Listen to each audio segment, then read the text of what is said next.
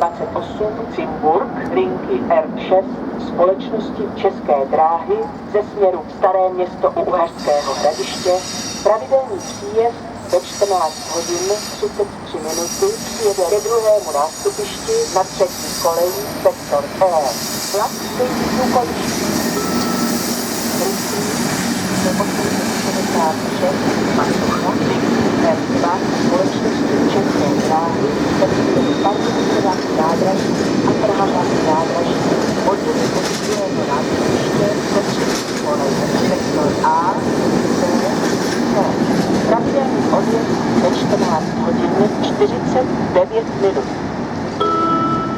Osobní vlak číslo 4410 linky S41 společnosti České dráhy ve směru Bohutice odjede od 6.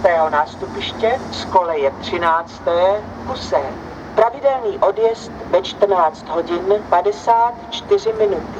Zadní část vlaku ze stanice Moravské Bránice pokračuje jako vlak číslo 14424 do stanice Ivančice.